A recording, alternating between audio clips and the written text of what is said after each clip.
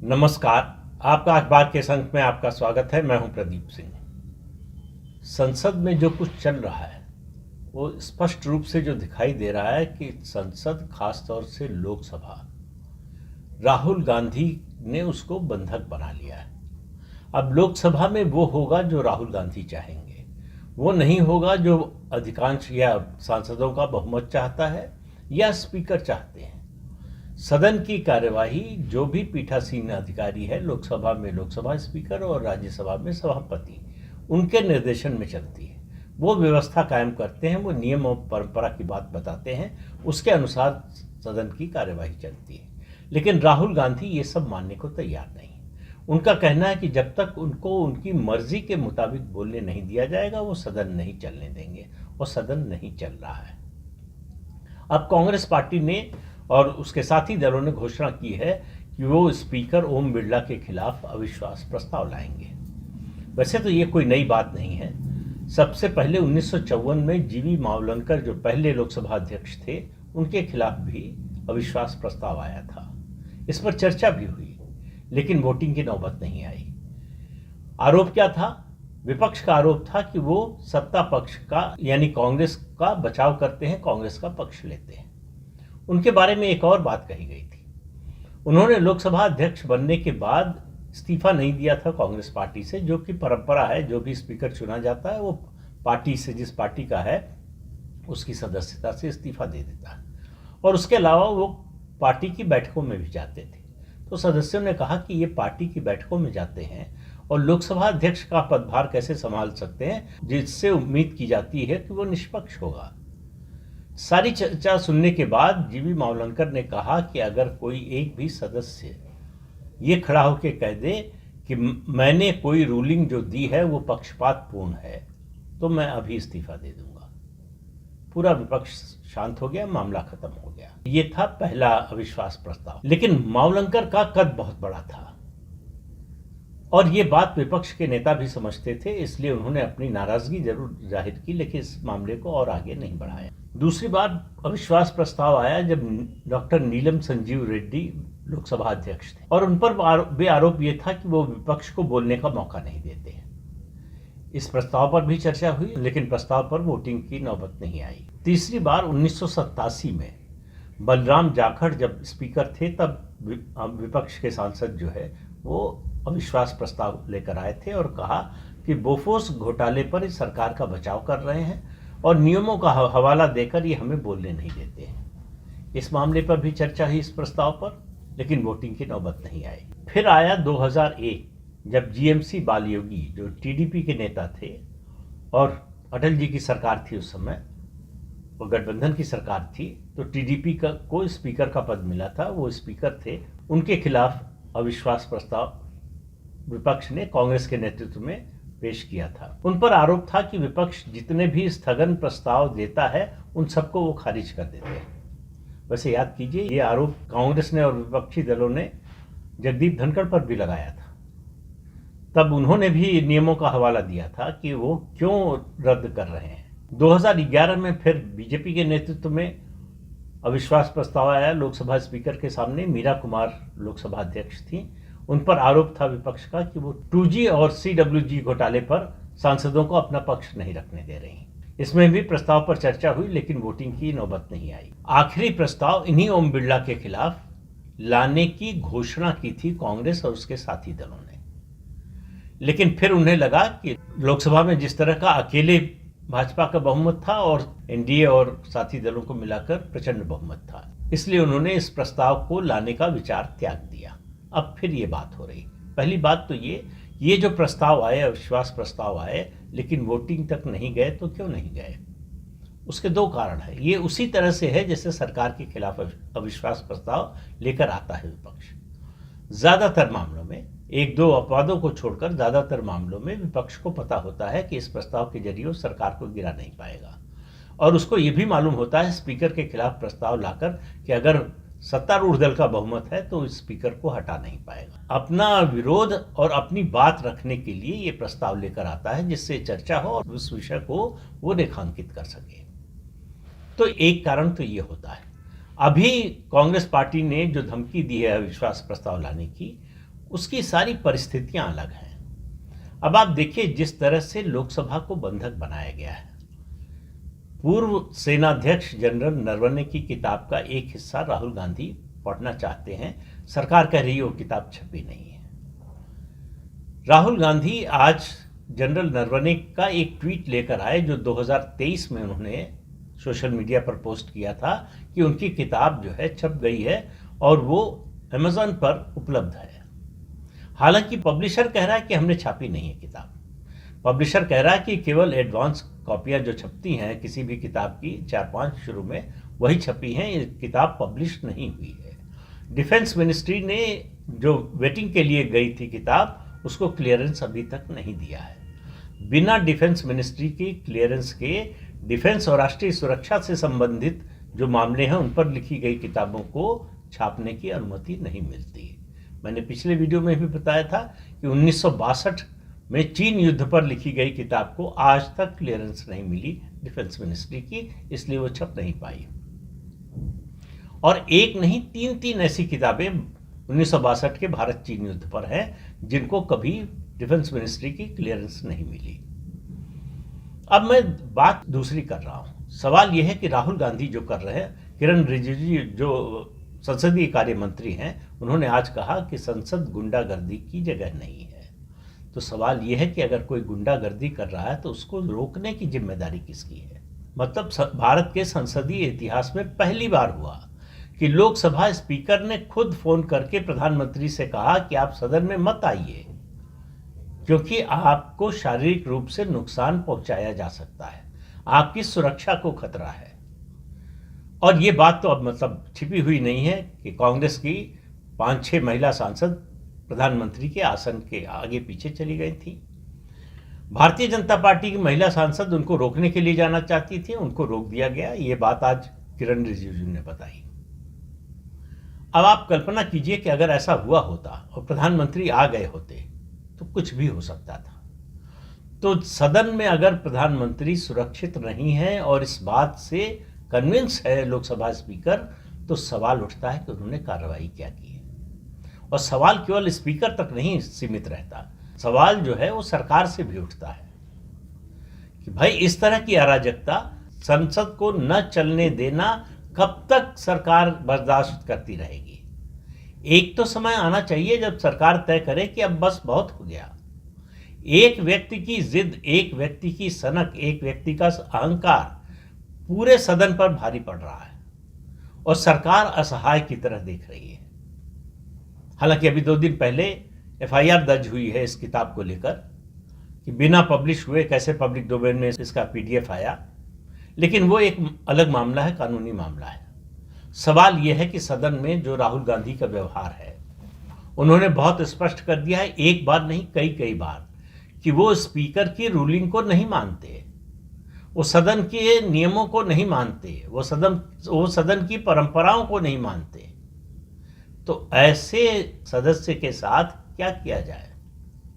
भारत की संसद के पास अधिकार है, लोकसभा और जो भी पीठासीन अधिकारी है उसके पास अधिकार है ऐसे सदस्यों से डील करने का, उनको रोकने का, उनको अपनी सीमा में रखने का, उनके खिलाफ कार्रवाई करने का।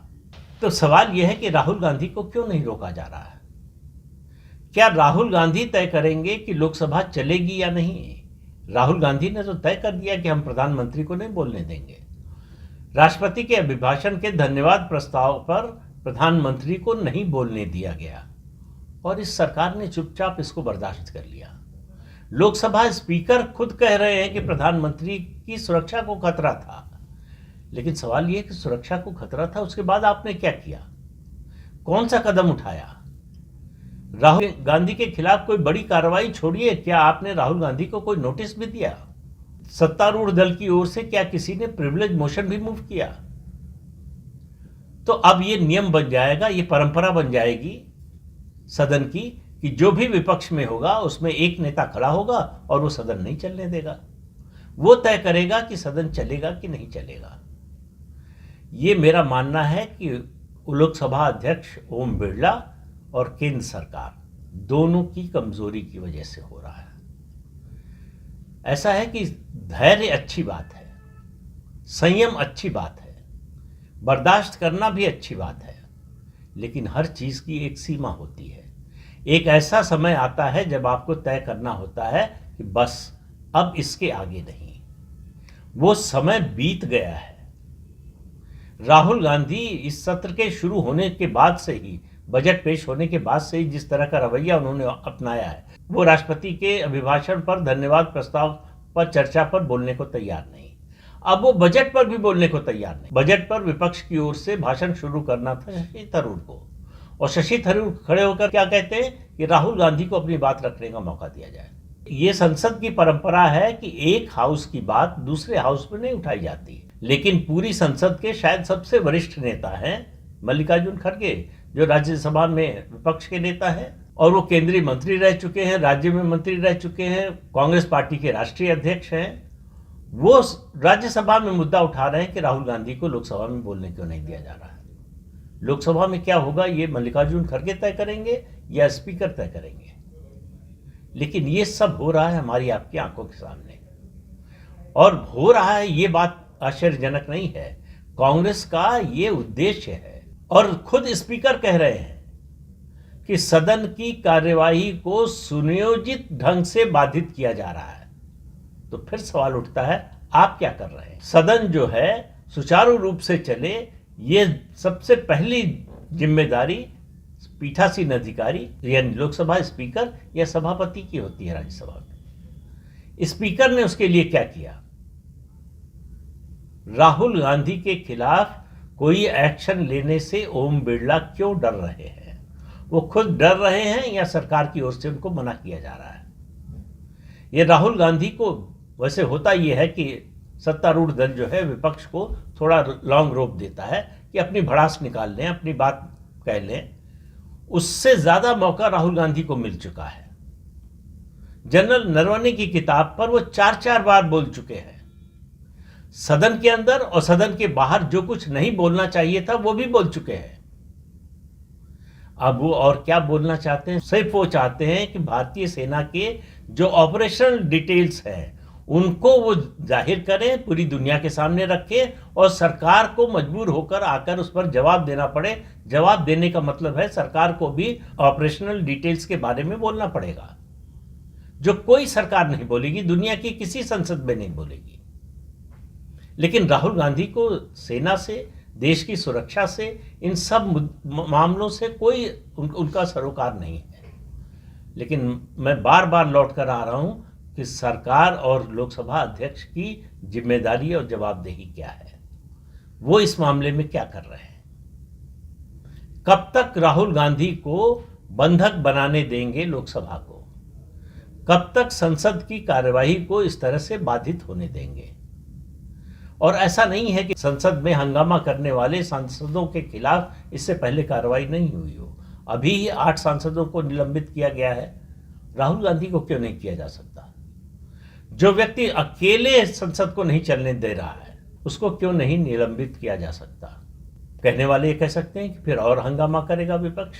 पूरे विपक्ष को भी सस्पेंड करने का उदाहरण मौजूद है। सवाल सिर्फ इतना है कि संसद सुचारू रूप से चलनी चाहिए। ये चर्चा का, बहस का मंच है, ये हल्ले हंगामे का नहीं, और किरण रिजिजू के शब्दों में कहें तो गुंडागर्दी का मंच नहीं है। तो ये गुंडागर्दी हो रही है और सरकार चुपचाप देख रही है। जनता तो देख ही रही है। सत्तारूढ़ दल को शायद लग रहा होगा कि इससे कांग्रेस पार्टी की इमेज खराब हो रही है, उसकी लोकप्रियता में कमी आएगी, लोग उसके खिलाफ होंगे, इतने तक तो ठीक है। लेकिन अब जो हो रहा है वो भारतीय संसदीय लोकतंत्र के खिलाफ हो रहा है। भारत के संसदीय लोकतंत्र का मजाक बन रहा है, उसकी गरिमा गिर रही है, उसकी मर्यादा तार तार हो रही है, और उसको रोकना, उसको बचाना, ये सत्तारूढ़ दल और जो भी पीठासीन अधिकारी हैं जिस सदन में, उनका दायित्व है। तो ये दायित्व से चूक की, और ऐसे विपक्ष की जो बेलगाम हो चुका है, ऐसा विपक्ष जो कोई नियम, कानून, परंपरा मानने को तैयार नहीं है, ऐसा प्रतिपक्ष का नेता भारत के संसदीय इतिहास में कभी नहीं आया। चाहे उसको औपचारिक रूप से प्रतिपक्ष के नेता का दर्जा मिला हो या न मिला हो। संसदीय परंपराओं, जनतंत्र की मर्यादा का ख्याल हमेशा रखा गया है, संख्या में ज्यादा होने पर भी, संख्या में कम होने पर भी। लेकिन ये ऐसा विपक्ष और ऐसा प्रतिपक्ष का नेता है जिसका मानना, वो मानकर चलते हैं कि ये राजशाही है और मैं इस राजशाही का, इस व्यवस्था का राजा हूं और पूरा तंत्र मेरे हिसाब से चलना चाहिए। संसद तब चलेगी जब मैं कहूंगा कि चले। संसद में वो बोलूंगा जो मैं चाहता हूं बोलूं। नियम क्या कहते हैं, परंपरा क्या कहती है, इससे हमको कोई मतलब नहीं। उससे देश को नुकसान होता है, उससे देश की सुरक्षा, आंतरिक सुरक्षा, बाह्य सुरक्षा खतरे में पड़ती है, मुझे कोई फर्क नहीं पड़ता। लेकिन सरकार को तो पड़ता है, और जब फर्क पड़ता है तो सरकार को बताना चाहिए कि उसे फर्क पड़ रहा है, और उसका एक ही तरीका है, कार्रवाई। सरकार अगर कार्रवाई नहीं करती है तो ये धीरे धीरे ये मामला पलटने लगेगा। आप देखिए, अभी तक राहुल गांधी जिस तरह की हरकत कर रहे थे, उससे लोगों में राहुल गांधी के प्रति नाराजगी थी। लेकिन ओम बिरला ने कोई कार्रवाई न करके ये बाजी एक तरह से, ये नैरेटिव एक तरह से कांग्रेस के हाथ में दे दिया है। अब उन्होंने काउंटर अटैक कर दिया है। आप कोई लीगल कार्रवाई, आप कोई संवैधानिक कार्रवाई करते, उससे पहले उन्होंने अविश्वास प्रस्ताव के नोटिस की घोषणा कर दी है। अगर आप पहले कार्रवाई करते, उसके बाद वो अविश्वास प्रस्ताव की बात करते, तो ये होता कि वो खिसियाहट में कर रहे हैं, वो डिफेंसिव पर हैं। वो इसका उल्टा रहा है कि जिसको ऑफेंसिव पर होना चाहिए वो डिफेंसिव पर है, और जिसको शर्म आनी चाहिए वो ऑफेंसिव पर है। तो भारत की संसद में ये खेल कब तक चलता रहेगा और कब तक चलने दिया जाएगा? क्या इससे भारत की प्रतिष्ठा बढ़ रही है? आज भारत की दुनिया भर में जो प्रतिष्ठा है, उस पर ये जो सदन की कार्यवाही के दौरान ये जो कुछ हो रहा है, उस पर एक बड़ा धब्बा है। भारत का लोकतंत्र बहुत मजबूत है।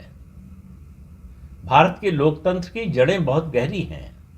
हम दुनिया का पहला लोकतंत्र है। लेकिन जो कुछ सदन में इन दिनों हो रहा है, वो इस बात की तस्दीक नहीं करता, इस बात को प्रमाणित नहीं करता।